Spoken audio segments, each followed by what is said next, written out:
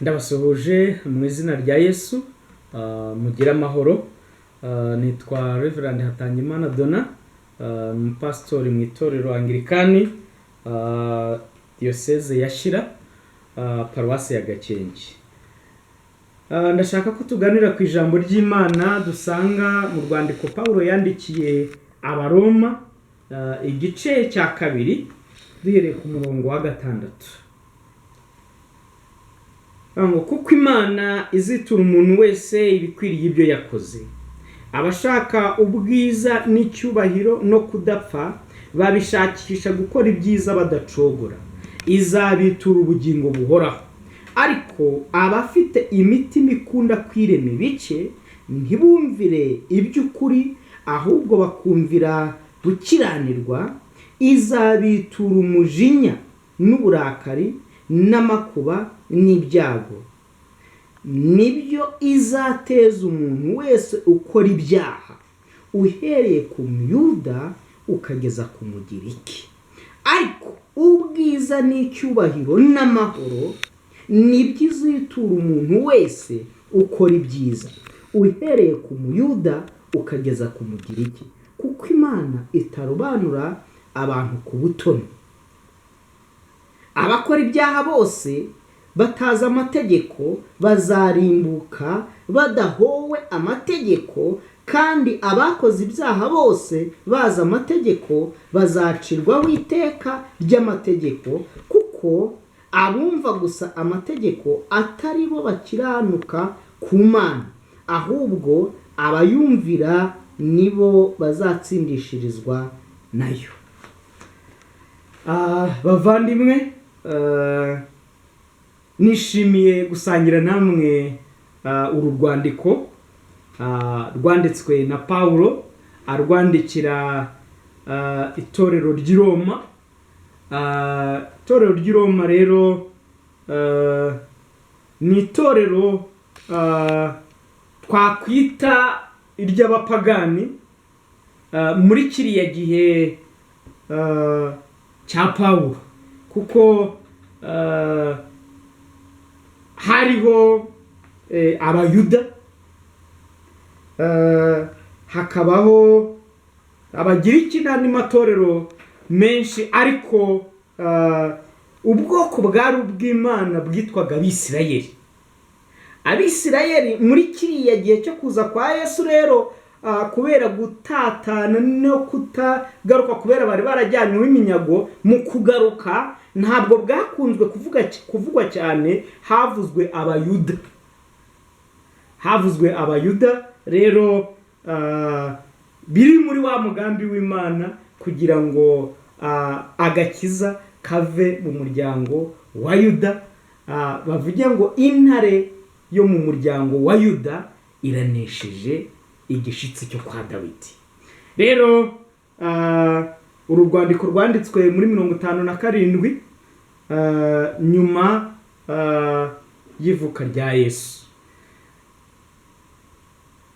Intego iravuga ngo Imana izakwitura. Imana izakwitura. Ukwitura kw'Imana rero bizagendana n'uko umuntu yakoze. Nimba ukora ibyiza, Imana izakwitura ubugingo buhoraho. Nimba udakora ibyiza, Imana izakwitura nuguhanwa, ariko ntawe twifuriza ko yazahanwa. Niyo mpamvu uru rwandiko tugiye kurusangira.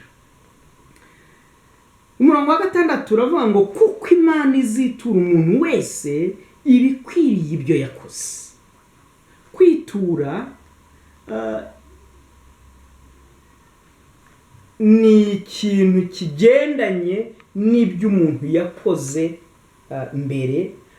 Hari ikintu ubwirwa gukora, icyo kintu ubwiwe gukora, noneho hakabaho kukwitura, hakabaho kuguhemba.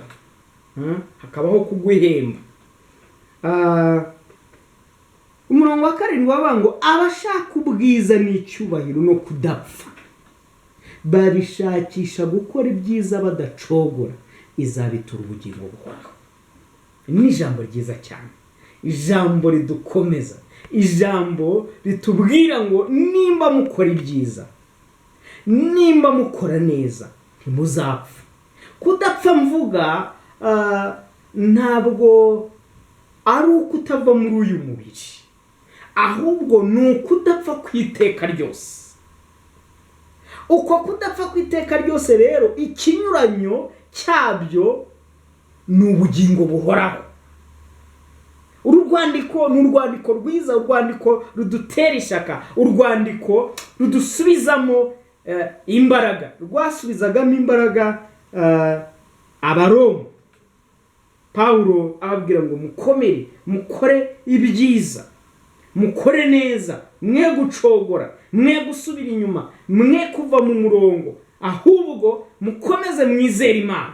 Kuko nubwo mubarirwa mu bapagani, mubarirwa muri bwa bwoko butari bwaratoranijwe n'Imana, ariko Yesu, intare yo mu muryango wa Yuda, amaze kudupfira ku musaraba, umwenda wakingirizaga hera watabutsemo kabiri, ngo bose baze bahurire kuri Yesu. Haleluya! Rero waba umugiriki, waba umuyuda, uwo waba uri we wese, waba umunyamerika, waba umunyarwanda, waba umugande, waba umurundi, nimba wizera Imana, uzabona ubugingo buhoraho. Haleluya! Ntabwo Imana ari iya bamwe, ntabwo Imana ari iy'Abisirayeli gusa, ari iy'Abayuda gusa, ni iya twese abizera Yesu Kristo nk'umwami n'umukiza wacu, tukemera kuyoborwa n'Umwuka Wera, maze tukavuga ngo ubwami bw'Imana nibuze. Abantu bashaka icyubahiro mu buryo butandukanye. Abatizera bashobora gushakisha icyubahiro amanyanga n'ibindi bintu, cyangwa se bagakora neza, bakaba intwari mu by'iyi si. Ariko twebwe abana b'Imana, abashaka icyubahiro no kudapfa, babishakisha gukora ibyiza badacogora. Ariko kubana, ushobora kubana n'umugore wawe neza, ukamukunda, umudamu akubaha umugabo we, abana bakumvira ababyeyi, ugafasha, ukaba muri sosiyete neza, hari amakimbirane yavutse, bakaba bazi ko uri umwunzi, uri n'umwe ku gasozi k'iwanyu, cyangwa ku mudugudu w'iwanyu, uri uwo bagisha inama, kuko uri umukristo. Kubera icyo bakubonamo rero, uba wagize icyubahiro. Icyo cyubahiro rero, ndakwinginze ukirwanire, ntugacogore, ahubwo uzageze ku gupfa kwawe ukiri umuntu mwiza, ukiri umuntu wubaha Imana, ukiri umuntu ufite urukundo, ubane n'abantu bose neza, ukore iby'iterambere, usenge, wicishe bugufi. Abashaka ibyiza, abashaka ubwiza n'icyubahiro no kudapfa, babishakisha gukora ibyiza badacogora. Imana izabitura ikirere, ubugingo buhoraho. Haleluya! Mbega ijambo ryiza! Izakwitura. Ese uri umunyamasengesho, izakwitura. Ese uri umuhanuzi, izakwitura. Ese uri umutambyi, izakwitura. Reka mvuge abashumba, niryo ijambo ryiza rimenyerewe muri iki gihe. Abashumba, abapasitori, izabitura. Urwego waba uri mu rwo ari rwo rwose, izakwitura. We gushaka icyubahiro cyo muri iyi si, aho gushaka icyubahiro cyo mu ijuru. Ku murongo wa 8 ngo ariko abafite imitima ikunda kwirema ibice, ndababwira muri uyu mugoroba, ntibumvire iby'ukuri, ahubwo bakumvira gukiranirwa, izabitura umujinya n'uburakari. Ni ikibazo wumve nanjye numve, ngo ariko abafite imitima ikunda kwirema ibice. Hari abantu bakunda kwirema ibice. hari abantu badakunda ko abantu nimba yakoze neza, nimba yaririmbye neza, nimba yabwirije neza, nimba afite iterambere, akumva ibyo ngibyo ntabwo abishaka, akavuga ngo byakabaye ku bana banjye. Ese n'abana bari kwiga neza bakabaye ari abanjye? Ese n'inka ziri gukamwa neza zakabaye ari izanjye?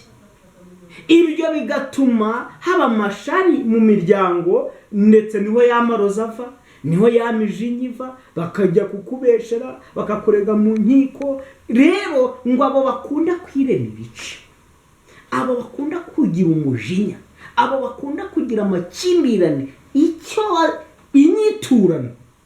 inyiturano ngo izabitura umujinya n'uburakari. Ese ushaka kugira ngo uzabone umujinya n'uburakari biva ku Uwiteka? Oya, ntabwo nabikwifuriza. Ahubwo ndakwifuriza kuzabona igihembo cyiza, ubugingo buhoraho. Ubugingo buhoraho kugira ngo rero ububone ni ugukora neza. Ntabwo ari uguhirimbanira icyubahiro cyo muri iyi si, ngo ugire amamodoka menshi, ugire amazu menshi. Ni byiza kubigira, ariko ubigize mu buryo buri bwo, urakijijwe, uri kwihana ibyaha. Hari ubuhanuzi bwo muri iyi minsi buriho bw'amahoro gusa, bwo kugira ubutunzi, bwo kuba umuntu ukomeye. Ni byiza gukomera, ni byiza gutunga, kubutishwa n'inzara ni byiza, ariko se biri mu buryo bwiza? Urukubahisha Imana, ujya wibuka ko Imana ariyo yabiguhaye, ukabiyikoreshereza ngo icyubahiro kibe cyayo. Ngo izabitura umujinya n'uburakari n'amakuba n'ibyago. Mbega ukuntu ari bibi, mbega ukuntu ari ibibazo. Mwene data, ndakwinginze, isuzume, itekerezeho. Urakora ute? Uhagaze ute? uri mu ruhe ruhande? Aho ntiwasubiye inyuma, inshingano ntiwazivuyemo. Uru rwandiko rwa Pawulo rura kuba Roma rurakomeye cyane. Kuri wowe urarufata ute? Imana iravugana nawe ibiki mu mutima wawe, urabyumva ute? Ngo nibyo izateza umuntu wese ukora ibyaha, uhereye ku Muyuda ukageza ku Mugiriki.